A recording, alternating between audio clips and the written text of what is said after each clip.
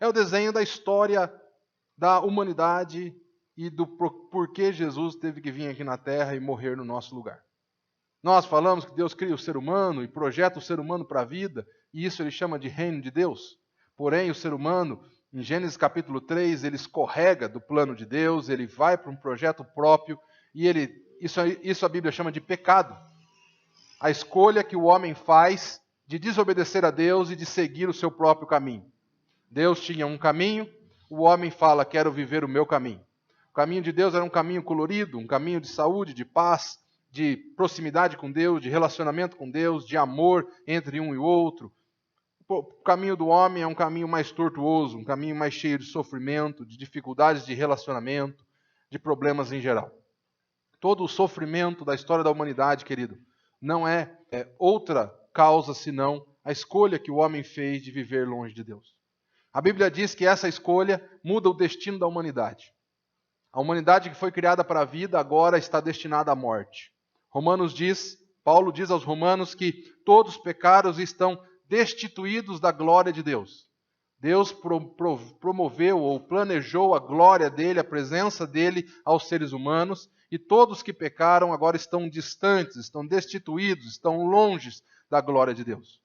E a Bíblia também diz que o salário do pecado é a morte. Então, como Deus é um bom pagador, todos aqueles que pecaram receberão o seu salário. Todos que pecam recebem a morte. Porém, essas são as más notícias. E o Evangelho não são as más notícias. O Evangelho são as boas notícias. Então, para mim e para você, o que importa? Saber que depois das más notícias vêm as boas notícias. Na história da humanidade, quando tudo estava acabado, quando as coisas estavam se findando, quando não tinha mais jeito, quando a história estava parecendo aquele filme de terror horrível, quando tudo ia se acabando e o ponto final ia chegando para terminar com a história da humanidade, Deus colocou uma vírgula e diz, mas, porém, todavia, contudo, esse não é o fim de vocês. Eu não planejei vocês para a morte, vocês precisam saber disso. E Deus envia Jesus aqui na terra como seu filho, Filho de Deus, para viver como nós vivemos, para experimentar o que nós experimentamos, para sofrer como nós sofremos, mas também para nos mostrar que é possível olhar para cima e perceber o caminho que Deus tem para nós. E Jesus Cristo, então, enfrenta a morte no nosso lugar e permite a todo aquele que crê converter-se. Eu sempre caminhei na vida cristã e eu achei que conversão era mudança de igreja. Eu achava que as pessoas se convertiam quando elas saíam de uma igreja e iam para outra. Porque sempre as pessoas explicaram isso para mim. Não, conversão não é isso não. A conversão é mudança de direção. Falei, tá aí, agora eu entendi tudo. Agora eu entendi. Eu estava indo no caminho da morte. Eu estava indo no caminho da perdição. Eu estava caminhando em direção à morte. E Jesus me deu a possibilidade de conversão, de mudança de rota, de mudança de destino. Então eu e você, cristãos, não estamos mais no caminho da morte, nós estamos no caminho da vida. O final do nosso caminho agora é a vida. Por quê? Por causa de Jesus. E sem Jesus? Sem Jesus está difícil. Sem Jesus é para cá, com Jesus é para cá. A Bíblia diz, Jesus diz assim, eu sou o caminho. Aí eu entendi porque eu tenho que me converter. Porque Ele é o caminho que leva a Deus. Ele é a verdade. Ele é a vida. E não tem vários caminhos, tá? Essa história de todos os caminhos levam a Deus não está na Bíblia e não foi Jesus que falou. Jesus falou assim, eu sou o caminho, o único caminho.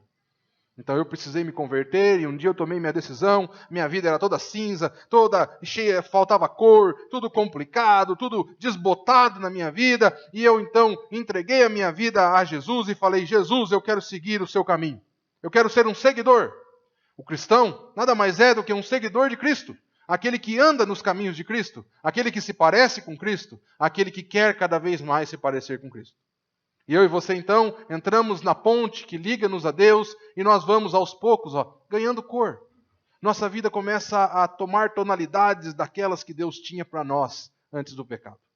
Eu e você, mesmo aqui ainda, começamos a experimentar aquilo que Deus tinha para nossas vidas. Mas a morte para o cristão é esse momento aqui de cima. A morte para o cristão é a passagem final desse momento de transição para o momento de vida plena e de vida eterna. A Bíblia diz, Tiago diz, que nós precisamos ter paciência até chegar lá. Não queira acelerar esse processo. Deixe que vai chegar no momento certo. Mas até lá é preciso paciência. A Bíblia diz também que alguns não vão morrer e alguns vão ser arrebatados vivos quando Jesus voltar. Então torça para Jesus voltar e te levar vivo. Você nem vai precisar passar pela morte. Primeiro, a vinda do Senhor, ela existe, ela é real e ela precisa ser a esperança para o cristão. É isso que nos faz ter paciência. Segundo, a vinda do Senhor, diz Tiago, está próxima. Enquanto vivemos, sejam pacientes. Então, dicas importantes para você que vai seguir a caminhada cristã. Seja paciente. Fortaleça o seu coração. Não se queixe dos outros. Deixe que Deus julga. E que o seu sim seja sim, que o seu não seja não. Até quando? Até a vinda do Senhor. Porque ela está próxima, porque o juiz está à porta.